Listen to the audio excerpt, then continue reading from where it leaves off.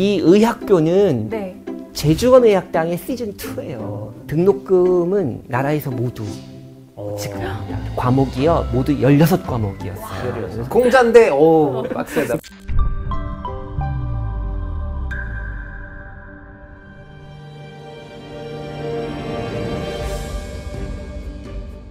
오늘 이 시간 주제가 뭔가요? 네, 오늘 주제는 뭐냐면 서울대학교 의과대학의 단군 할아버지에 해당한다고 할 수 있는 의학교라는 그 의과대학에 대해서 말씀을 드릴 건데요. 네. 이게 120여 년 전 대한제국 시대의 얘기라서 재미도 있고 또 감동적이고 아무튼 하셔도 많이 기대하겠습니다. 네, 기대가 됩니다. 네. 근데 화면에 자료가 나오는데 이게 뭔가요? 이게 무려 118년 전에 그 의학교라는 의과대학에서 어느 학생에게 발급한 증서인데요. 네. 이게 졸업증서가 아닙니다. 졸업장이 아니에요. 그럼 입학 증서인가요? 입학증서도 아닙니다. 이렇게 보시면 맨 오른쪽에 제11호 진급증서.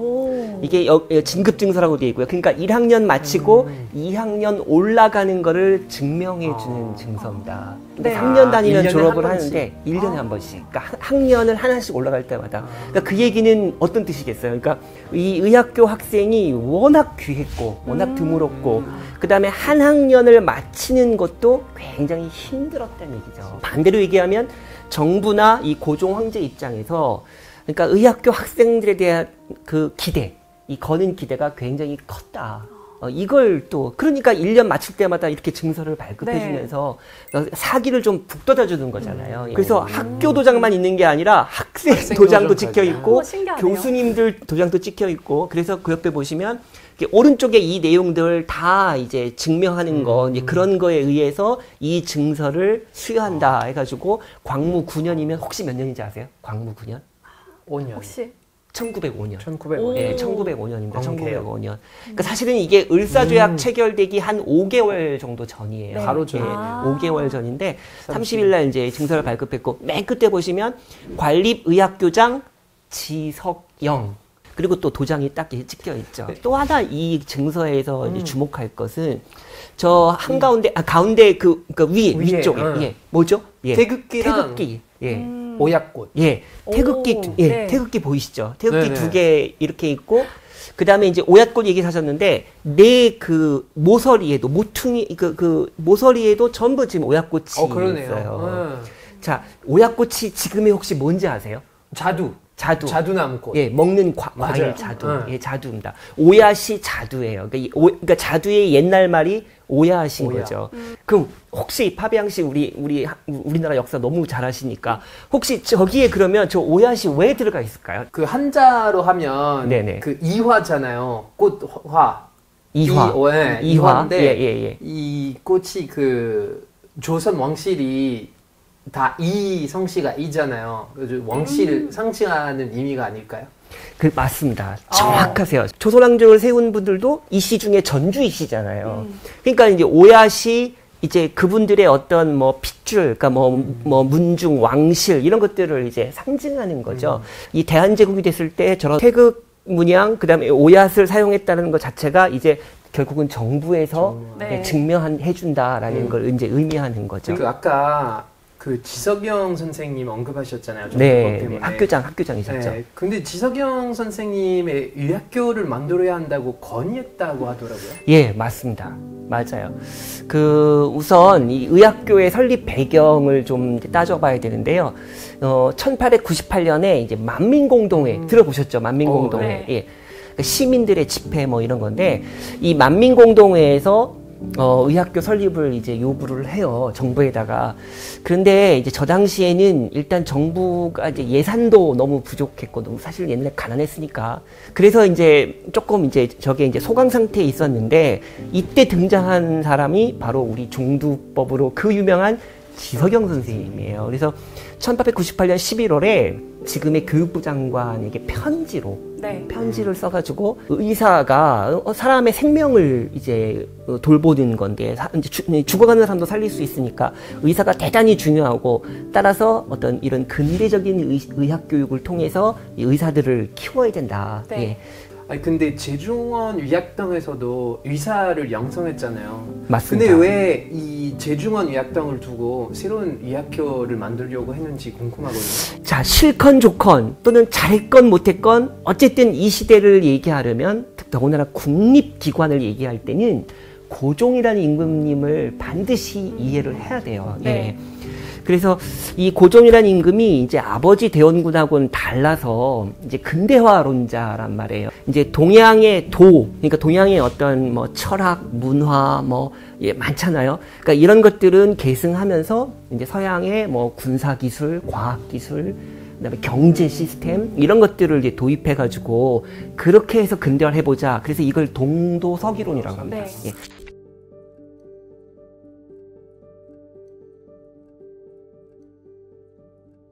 근데 여기서 한 가지 이상한 게 있습니다. 뭐가 이상하냐?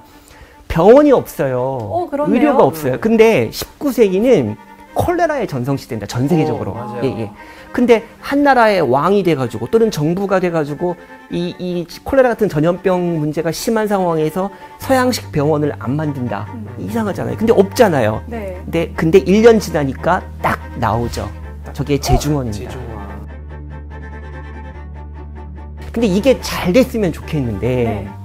문제는 사실 그렇잖아요. 이 시기 우리나라는 이제 청나라, 일본, 러시아 뭐 등등 해가지고 정말 이 열강들의 어떻게 보면 먹잇감처럼 되고 결국 나라가 망해가는 과정이죠.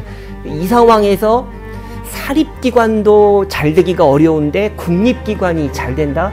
그거는 있을 수 없는 거죠.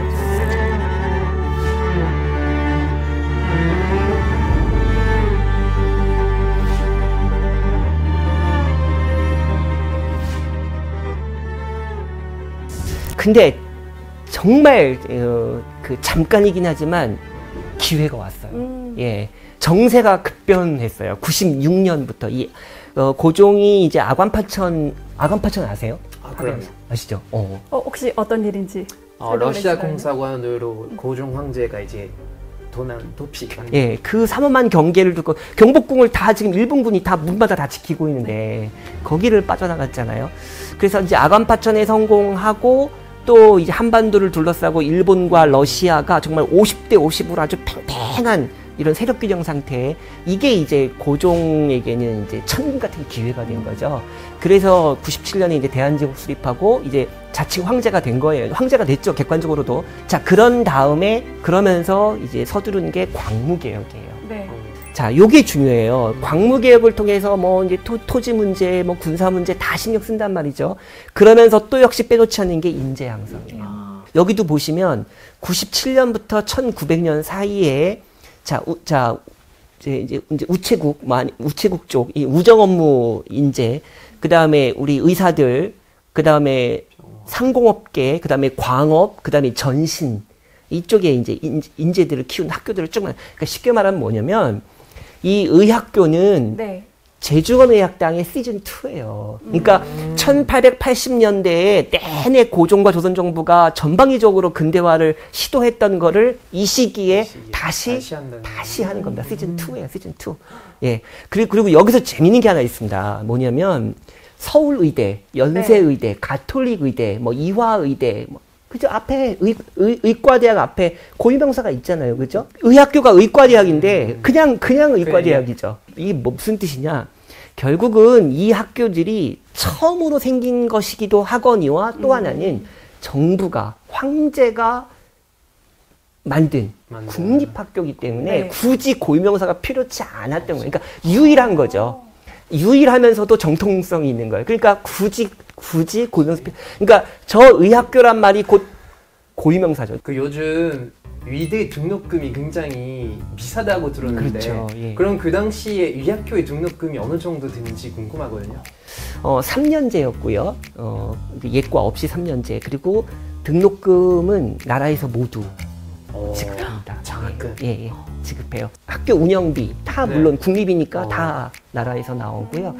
예. 입학하려면 그럼 어떻게 해야 돼요? 뭐 시험 치고 시험 보고 들어가죠. 시험 보고 들어갑니다. 당연히 시험 보고 들어가고 학사 관리가 굉장히 엄격했습니다. 네, 엄격했어요. 그럼 학교에서 어떤 과목들이 있었을까요? 과목이요 모두 16과목이었어요. 16과목. 그래서 이제 그래서 빡세네요. 이제 뭐 공자인데 오 빡세다. 그러니까 이제 그 기초 과목들 뭐 동물, 식물, 물리학, 화학부터 시작을 해가지고 그 다음에 이제 뭐 해부학, 그다음에 약물, 네. 그다음에 뭐 내과, 외과, 뭐 안과, 그다음에 종두라는 과목도 따로 있었고, 그다음에 위생, 뭐 법의학, 뭐 해서 16개 과목이 있었습니다. 그럼 또 한 가지가 제가 놓친 질문이 교과목이 16개라고 했는데 교과서는 그럼 당시 있었을까요? 요게 이제 당시 해부학 교과서입니다. 지금 오른쪽은 머릿말의 끝부분이어서 거기 보시면 이제 그 페이지의 왼쪽 끝에 보시면 이제 지석영 선생님 그 이름하고 이제 도장도 찍혀 있죠. 그리고 이제 그 옆에 보면은 이제 목차가 나와요. 해부학 목차가 나와가지고 거기 보시면 이 교과서는 그 1회 졸업생이자 또 이 의학교의 교수님 중에 유병필이란 분이 있었고요.